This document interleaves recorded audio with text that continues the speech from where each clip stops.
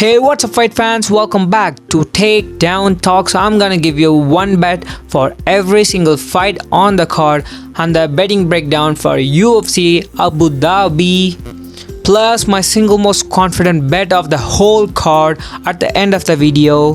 Before we jumping into the breakdown, let's take a look at last week's success. We hit 12 out of our 15 bets that I gave out in the channel for free. We are going undefeated this card, guys. Make sure you hit the like button, subscribe to our channel, comment something for the algorithm. Let's hop right into it. First fight of the night, Martin Buday versus Marcus Buchecha. Martin Buday is coming off that win over Uran Saltibaldia, who stepped down short notice. On the other hand, we have Marcus Buchecha, who is making his UFC debut. Let's talk about their styles. Martin Buday is a striker, pushes fighters against the cage and control them over there and win minutes. His striking is not clean, but it does work against low level competition at least. His lot of wins are a little questionable, lot of split decision wins, but he is 6-1 in UFC.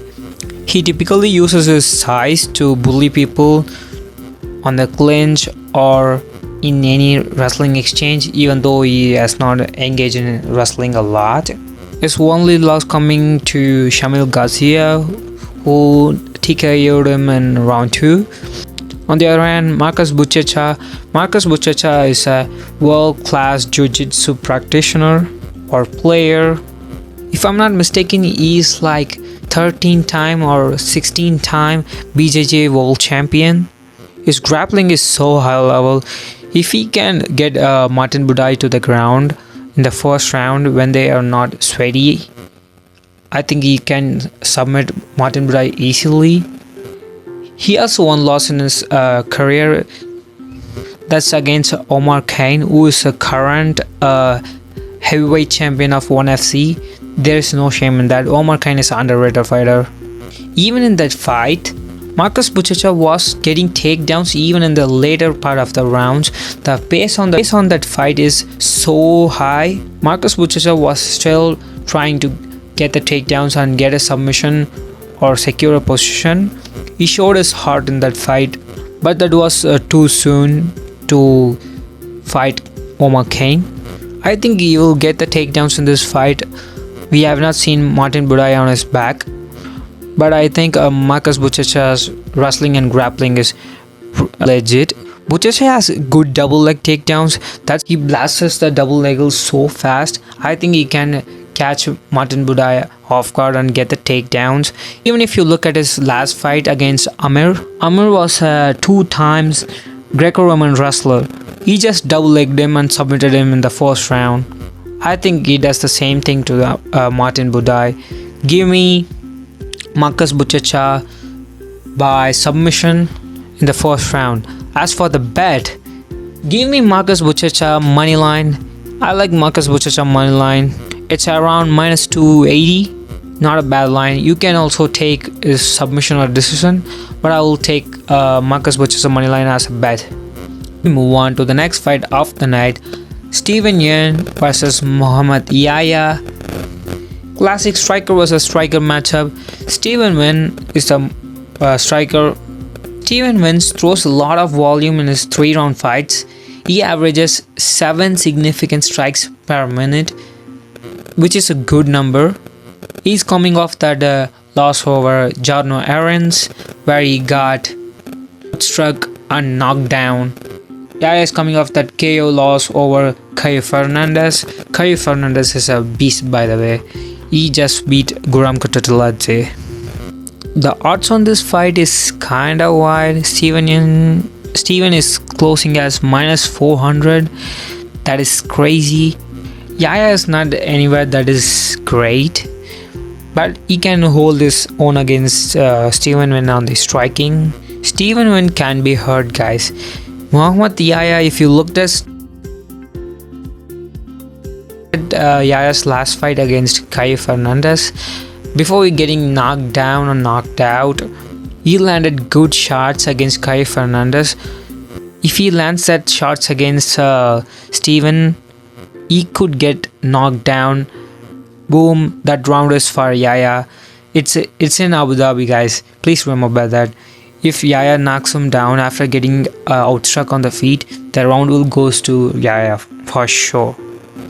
I will still take Steven Wynn as a pick. As for the bet, I will take Steven Wynn. I'm not gonna take Steven Wynn's money line. I will take fight stops round 2 or round 1 completes, which is around minus 300, minus 290. Yeah, I like that lot. I'll take fight starts round 2 as a bet. We move on to the next fight of the night, Ibo Aslan versus Billy Elekana. Ibo Aslan is coming off that loss to Ian Cutelaba by arm triangle choke. On the other hand, Billy Elekana is coming off also by submission to Bogdan Guskov. Both fighters are primarily strikers. Ibo Aslan has knockout power. I think his 14 wins, he has like 14 stoppages. Even his losses are by stoppages.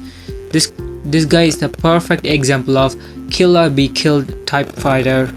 His striking is not technical, but he hits so hard. He can even win round based on his power and volume. On the other hand, Billy Elekana, he has decent striking and decent ground game, I would say. He controlled Bogdan Guskov in the first round, if I'm not mistaken. I could see Billy Elekana getting the takedowns early in the fight. Maybe not control him for the round.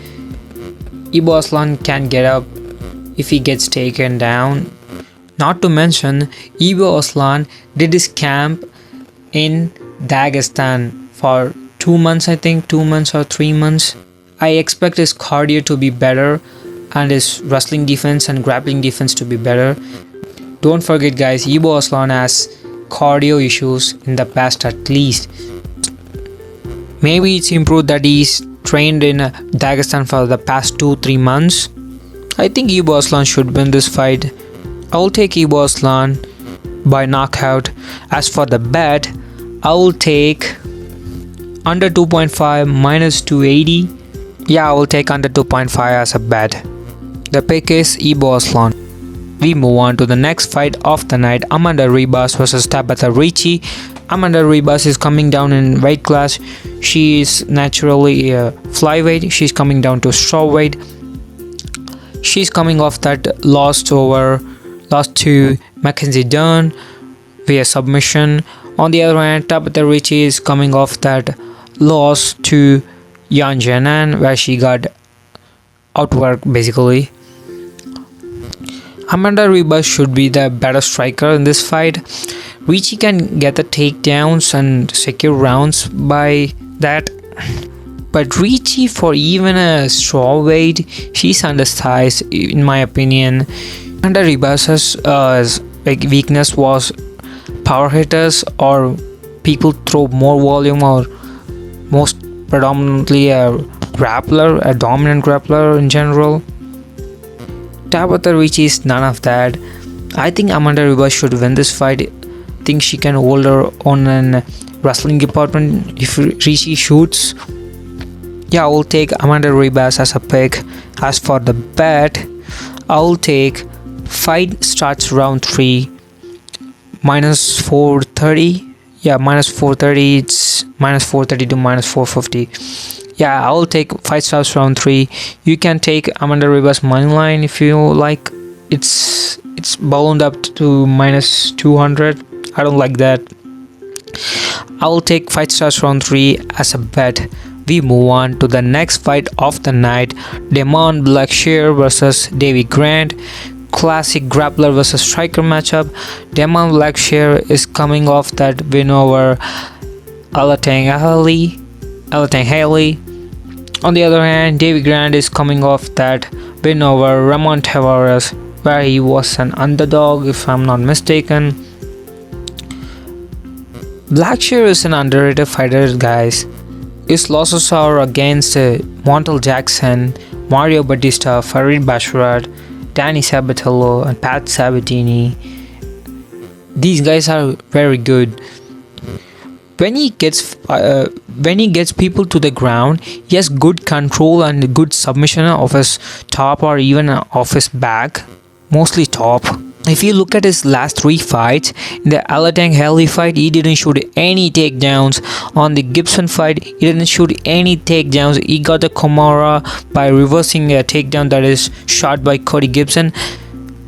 And to the note, he was striking the whole fight. He lost the first round to Cody Gibson on striking. That's something to note. Before that, he submitted Cody Stamen. Even in that fight, he didn't shoot a single takedown. Cody Stamen shot a takedown after getting rocked on the feet and got submitted. Davey Grant is that one vet that gives vet lessons to the young fighters. He's that guy. Davey Grant has had a lot of fights in the UFC, lot of close fights which could have gone to his way. The Daniel Marcos fight, he legit won that fight. The Adriano's fight, I thought he won that fight too. But the thing to notice in these fights, these are striking matchups. He's having a close fight against best strikers in the division. His losses are predominantly by the grapplers or by submissions or even wrestlers. That's exactly Blackshear.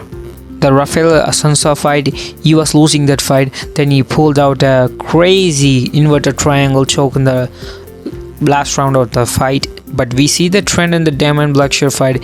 If he doesn't shoot a takedown in the first round, he will for sure lose the striking exchange to Davey Grant. He somehow gets takedowns in the later part of the first round or second round, secures the second round. In the third round, it's tough to win against Davey Grant. Davey Grant throws ton of volume. He will overwhelm Damon Blackshear. So be careful following Damon Blackshear at -300, -350.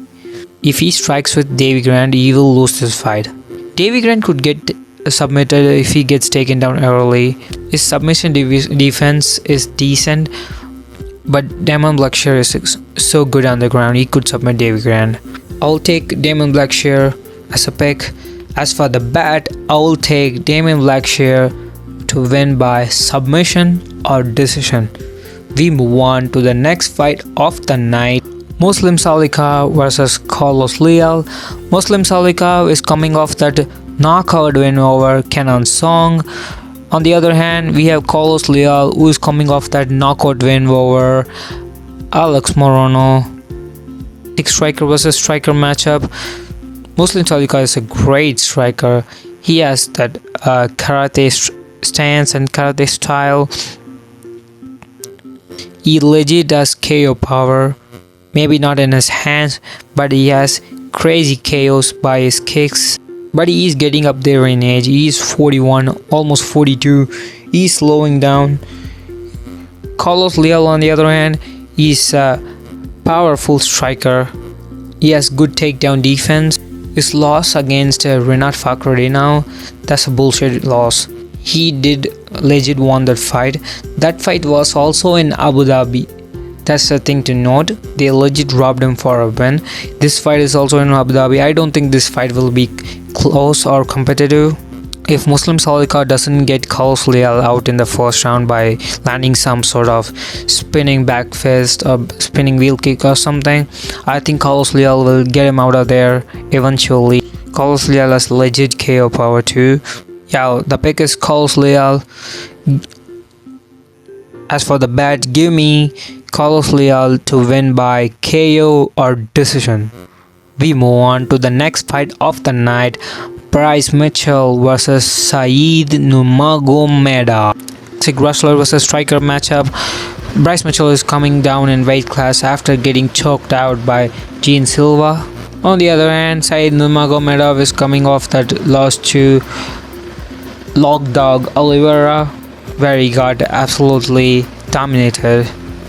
Bryce Mitchell is a good wrestler. If he can get the fight to the ground, he has good control over fighters. He controlled Dan Ige and Edson Barbosa and Andre Fili for so long to get on the ground to get a win over 3 of them. He's a good minute winner when the fight is on the ground. But Bryce Mitchell is vulnerable to submissions or even KO power. On the other hand, Saeed Nurmagomedov looks like a kryptonite to Bryce Mitchell. Saeed Nurmagomedov maybe doesn't have power to put out Bryce Mitchell like Ilya Topuria, John Silva, Josh Emmett, but he does have submissions to finish Bryce Mitchell on the ground. If you look at Saeed Nurmagomedov's fighting career, he's 7-3 in the UFC. He fought Cody Stamen, wrestler, submitted him. Said Yakub Kakromano, wrestler, guillotined him. Moin Gafra, wrestler, he submitted him. There is this trend going on. Saeed Nurmagomedov submits everyone that shoots on him, except for Arnie Barcelos. I think Arnie Barcelos is a 5-time Brazilian Jiu-Jitsu champion, so I will give a pass for that. Bryce Mitchell does shoot takedowns like his head is hanging on the side, which is perfect for getting choked out. Bryce Mitchell got submitted by Brad Katona in his Ultimate Fighter finale, if I'm not mistaken, which is a bad look. Brad Katona doesn't finish in one. I think Bryce Mitchell will still get it down by wrestling and controlling Saeed Nurmagomedov. Saeed Nurmagomedov's grappling defense is not bad, but his wrestling defense is horrible. And his cardio is not great. He can go full 15 minutes without gassing out. Bryce Mitchell has good cardio. I'll take Bryce Mitchell by decision. As for the bet, I will take Saeed Nurmagomedov to win inside the distance, decision no action, which is basically Saeed Nurmagomedov to win by finish. If it goes to distance, we will get our money back. Yeah, I like that bet. We move on to the next fight of the night. Nikita Krylov versus Bogdan Guskov. Nikita Krylov is a grappler. Bogdan Guskov is a striker. Krylov is coming off that KO loss over Dominic Reyes. On the other hand, Bogdan Guskov is coming off that win over Billy Elekana, where he submitted him in the second round. Nikita Krylov has fought who's who of the division. He was coming off, I think, 2-year layoff to fight Dominic Reyes. He did look jittery in the feet. Krylov is so dangerous on the ground if he can take the fight to the ground, which he will try to do. Bogdan Guskov got taken down and controlled by Billy Elekana in a short notice fight. If Nikita Krylov gets in the same position as Billy Elekana, he will definitely finish Bogdan Guskov. If this fight stays on the feet for too long, I think Bogdan Guskov can knock out Nikita Krylov. I will take the veteran as a pick. Give me Nikita Krylov by submission in the first 2 rounds. As for the bet, I will take fight ends inside the 2 rounds. It is around -180, -190. Yeah, I like that bet a lot. We move on to the next fight of the night. That is Almabayev versus Ochoa. Almabayev is coming off that loss to Manuel Cap. On the other hand, Ochoa is coming off that KO win over Cody Durden. Almabayev is a wrestler. Ochoa is a striker. Almabayev is super aggressive with his takedowns, and he has good control once the fight gets to the ground. The finishing upside is on Ochoa. I don't think Almabayev will finish Ochoa, but he can drain Ochoa by landing some shots, taking him down, smothering him on the ground. If Ochoa can keep the fight on the feet, it will be problematic for Almabayev. Ochoa has legit KO power, and he is super aggressive and lands ton of volume. There is also a size discrepancy.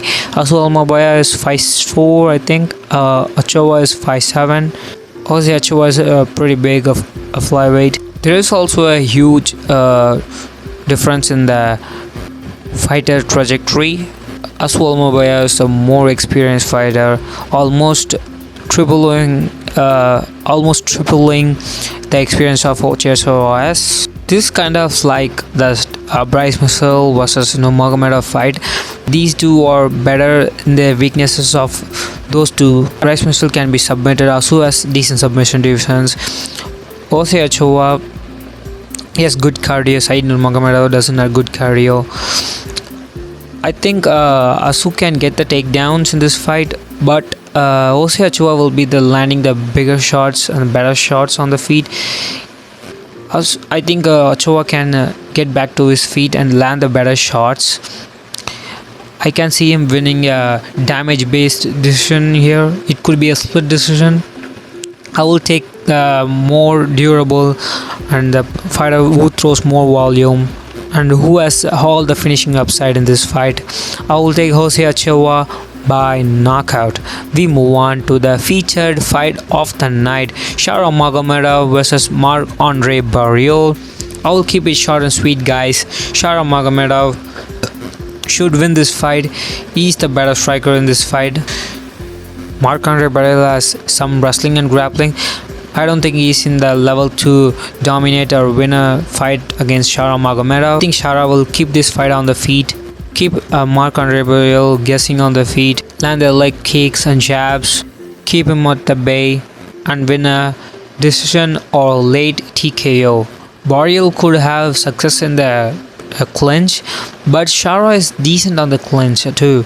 He also doesn't stay there for long. He has good movement and footwork. I think it's a very bad matchup for Marc-André Barriault. Give me Sharabutdin as a pick. As for the bet, I will take Sharabutdin to win by KO or points. I like that bet a lot. We move on to the co-main event of the evening, where Petr Yan taking on Marcus McGhee. Petr Yan, former champion, is coming off that win over Davison Figueiredo, where he dominated Davison Figueiredo for the whole 5 rounds. Before that, he beat Song Yadong. Before that, he was in a 3-fight losing skid. That loss was so close, could have gone his way. I thought he won that Sean O'Malley fight. Petr Yan is one of the most unluckiest UFC champion or fighter. Has to be, man. Losing to Aljamain Sterling via illegal knee, that has to be the worst way of losing his championship, other than Charles Oliveira missing by half a pound and getting stripped. Petr Yan is a high volume striker. He can go for blow against anyone in the UFC bantamweight division. He is still very good, even though he has lost 3 of his last 5 fights. It's not like he's washed now. He's still young. I think he's 31, 32 years old. On the other hand, we have Marcus McGhee. Marcus McGhee is coming off that win over Jonathan Martinez, where he outstruck Jonathan Martinez for 2 out of 3 rounds. Before that, he knocked out Gaston Bolanos. Before that, he knocked out JB Bryce by right hook. Marcus McGhee has legit KO power. He can shut anyone's light out. I don't think he will knock out Petr Yan or anything, but he could hurt Petr Yan in the first 2 rounds maybe. This fight play out very close and competitive in at least the first 2 rounds. You have to remember, Petr Yan always drops the first round. He always do the readings in the first round. He always, most of the time, loses his first round. If we take a look at his fights against Song, he lost the first round. Against Sean O'Malley, he arguably lost the first round. Against Marab, he lost all the rounds. Against Corey Sandhagen, he lost the first round. This is a 3-round fight, guys. He lost first round against Song, which was a 3-round fight. He lost first round against Sean O'Malley, which was another 3-round fight. We have to be careful. He lost one of them, at least on paper. If he drops the first round to Marcus McGhee and the second round is competitive, then Marcus McGhee lands bigger shots or even gets Petr Yan hurt on the feet or wobbles him or even knocks him down, then all of a sudden Petr Yan has to knock out McGhee or submit him in the 3rd round, which I don't think. Petr Yan has a lot of finishing upside. It could be tricky. Marcus McGhee also slows down in the 3rd round. If Marcus McGhee wins, he has to win in the first round or secure first 2 rounds to win a decision. Long story short, Perion is a better striker, he should win. But this is a lot closer than people think, so be careful betting Perion at -400. The pick is Perion KO or decision. As for the bet, I will take fight starts round 3 or fight completes first 2 rounds, which is around -280, -300. I like that a lot. Hey, before we jumping into the main event, if you want to access my personal bets and my confident picks where I put the most money at, by the way, we have a big bet this week. If you want to access that, join our Discord server and drop me a DM. I will guide you from there. We are up almost 200 units in 2025. We finished off 2024 with 400 plus units in net profit. Bets are tracked by third party. Don't miss out the big wins, guys. We move on to the main event of the evening, where Bobby Knuckles Robert Whittaker taking on Reinier the Raider. Robert Whittaker is coming off that loss to Khamzat Chimaev. Khamzat Chimaev got Whittaker down twice in the first round and face cranked him. It is what it is. Khamzat Chimaev, Khamzat is a beast on the ground, so we will give a pass for that. Before that, he knocked out Ikram Aliskerov, who was so hyped to beat Robert Whittaker. Robert Whittaker is a technical striker. He has that karate stance where he comes in, hits the opponent with combination, he moves out. He basically blitz in, hit the opponent, circle, blitz in, circle. He basically does that for 15 minutes, 25 minutes, doesn't matter. He has good takedown defense and good cardio for 25 minutes. On the other hand, RDR is coming off that upset over Bo Nickel, where he shocked everybody by finishing Bo Nickel on the feet. On that fight, he was basically bullying Bo Nickel on the clinch by peppering him up, by knees, by short hooks and punches. He was talking so much shit. He was saying Chimaev's wrestling was trash, where he himself could not get Cody Brundage down without controversy. That's the talk for another day. RDR is dangerous on the ground, but he doesn't have a lot to offer on the feet. His takedowns are not great. Most of the takedowns are body locks, or basically using his body to take down his opponents. RDR's like 4-5 fights in the 1FC. Most of the times he struggles to get the takedowns. Even if he gets the takedowns, if the fighter has good jiu-jitsu or good submission defense in general, they survive for a long time. But he looks so bad until he gets a takedown, where he can have an edge over these guys. He also gasses a lot. He's a big guy, cutting down to 185. I think his gas tank will be worse here. He was fighting at light heavyweight and heavyweight in the 1FC. He was gassing at light heavyweight and heavyweight. I think this fight, the longer it goes, it favors Robert Whittaker by a great margin. If RDR doesn't get this fight to the ground in the first 2 rounds, or even in the first round, Robert Whittaker will piece up RDR on the feet. His takedown entries are not even good. In the GM3 fight, he was going life and death against GM3. Yeah, Whittaker should win this fight. The pick is Whittaker. As for the bet, there is a bonus bet here. I will take Robert Whittaker by KO or points. As a primary bet, there is a bonus bet, which is Robert Whittaker to land most significant strikes in the main event. Alright, we came to the last part of the video, which is the play of the week. For the play of the week, I will take first leg as Carlos Leal KO or points as a first leg, which should be around -300, I think. Yeah, I think it should be around -300, -280. As for the second leg, I will take Robert Whittaker to land the most significant strike. I don't have odds for Robert Whittaker to land most significant strike. I think it should be around minus 150 to minus 200. So I will take minus 175 as of now. That is it for the bets, guys. If you want to access my personal bets, join our Discord server. It's absolutely free. We have a great community over there. You can DM me to get my bets for UFC Abu Dhabi and the upcoming weeks. We have logged in so many bets for the upcoming fight cards. I'll see you guys next time. Until then, peace.